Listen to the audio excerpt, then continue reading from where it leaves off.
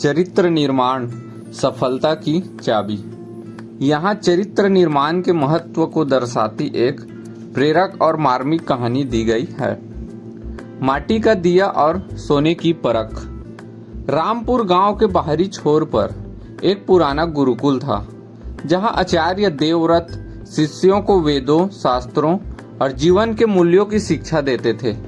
आचार्य का मानना था कि किताबी ज्ञान व्यक्ति को चतुर बना सकता है, लेकिन बिना श्रेष्ठ चरित्र के वह ज्ञान समाज के लिए विनाशकारी हो जाता है। एक दिन गुरुकुल में शिक्षा पूरी होने का समय आया। सभी शिष्य अपनी विदाई को लेकर उत्साहित थे। तभी आचार्य देवव्रत ने अपने दो सबसे होनहार शिष्यों आलक और सौम्य को अपने कक्ष में बुलाया। दोनों ही कुशाग्र बुद्धि के थे, लेकिन दोनों के स्वभाव में जमीन आसमान का अंतर था। आलोक अपनी बुद्धिमत्ता पर थोड़ी अहंकारी था, जबकि सौम्य शांत और विनम्र था। आचार्य ने दोनों को चमचमाते हुए सोने के 2 सिक्के रखे और कहा, पुत्रों, आज तुम्हारी अंतिम परीक्षा है। यह परीक्षा किसी शास्त्र की नहीं, बल्कि तुम्हारे विवेक की है। मैं तुम्हें दोनों को एक एक सोने का सिक्का देता हूँ। तुम्हें गांव के बाजार जाना है और कोई ऐसी चीज खरीदनी है जिससे यह पूरा कक्ष पूरी तरह भर जाए। याद रहे, सिक्का एक ही है और कक्ष खाली नहीं रहना चाहिए। बाजार की चकाचौंध और 2 रास्ते दोनों शिष्य सिक्के लेकर बाजार की ओर चल पड़े। आलोक का विचार।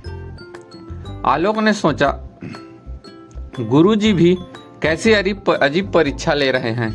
एक सोने के सिक्के में से कौन सी चीजें आएगी जो इतने बड़े कक्ष को भर दे।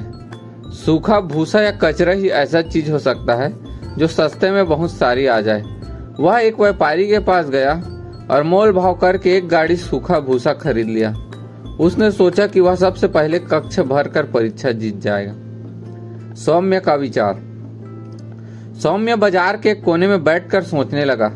उसने खुद से कहा, गुरुजी कोई भी कार्य बिना कारण के नहीं करते।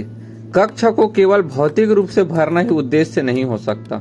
ज्ञान और चरित्र कोई गहरा संदेश इसमें छिपा है। सोचते सोचते उसकी नजर एक बूढ़ी औरत पर पड़ी, जो मिट्टी के दिए और रुई की बत्तियां बेच रही थी।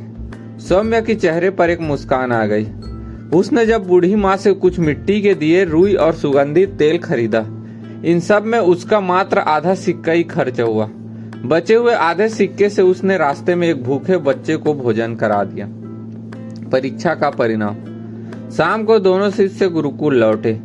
आचार्य देवव्रत और अन्य सभी शिष्य वहां उपस्थित थे। सबसे पहले आलोक की बारी आई। उसने गर्व से सूखी घास और भूसे से भरी गाड़ी को कक्षा के भीतर डंप करना शुरू किया। कुछ ही देर में पूरा कमरा भूसे से भर गया, लेकिन कमरे में धूल उड़ने लगी, बदबू आने लगी और वहां खड़े लोगों का दम घुटने लगा। हर तरफ अंधेरा और घुटन थी। आलोक ने गर्व से कहा, गुरुदेव देखिए, मैंने एक सिक्के में पूरे कक्ष को भर दिया। आचार्य मुस्कुराए और उन्होंने सौम्य को आगे आने का इशारा किया।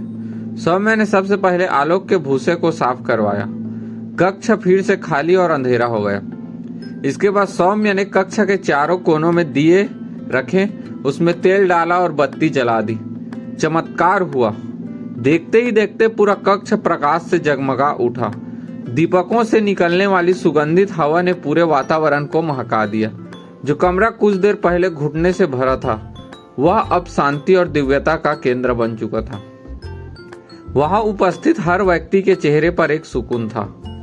चरित्र का असली पाठ। आचार्य देवव्रत ने सौम्य को गले से लगा लिया और बोले, पुत्रों, यही आज की परीक्षा का वास्तविक सार है। हमारा जीवन भी इसी खाली कक्ष की तरह है। जब हम पैदा होते हैं तो यह पूरी तरह खाली होता है। आलोक ने इस कक्ष को भूसे से भरा। यह भूसा इंसान का अहंकार, लालच, ईर्ष्या, संकीर्ण सोच है। जब व्यक्ति केवल अपने स्वार्थ के बारे में सोचता है तो वह अपने जीवन को ज्ञान से तो भर सकता है, लेकिन वह ज्ञान समाज में केवल घुटन और अंधकार फैलाता है। आचार्य ने सौम्य की ओर देखा और कहा, लेकिन सौम्य ने इस कक्ष को प्रकाश और सुगंध से भरा। यह प्रकाश ही सच्चा चरित्र है। चरित्र का निर्माण सत्य, करुणा, विनम्रता और परोपकार से होता है। जिसके पास श्रेष्ठ चरित्र है वह न केवल खुद के जीवन को अलौकित करता है बल्कि अपने संपर्क में आने वाले हर व्यक्ति के जीवन से अंधकार को मिटा देता है। स्वयं मैंने बचे हुए पैसों से भूखे को भोजन कराया, जो यह दर्शाता है कि उसका चरित्र दूसरों के दर्द को समझता है। आलोक को अपनी गलती का एहसास हो चुका था। उसका सिर शर्म से झुक गया। उसने गुरुदेव और सौम्य के पैर छुए और प्रण लिया कि वह अपनी बुद्धिमत्ता का उपयोग अहंकार के लिए नहीं बल्कि अपने चरित्र को सुधारने के लिए करेगा। कहानी से सीख। यह कहानी हमें सिखाती है कि चरित्र निर्माण कोई एक दिन की प्रक्रिया नहीं है। यह हमारे रोजमर्रा के फैसलों, हमारी सोच और दूसरों के प्रति हमारे व्यवहार से बनता है। राधे राधे।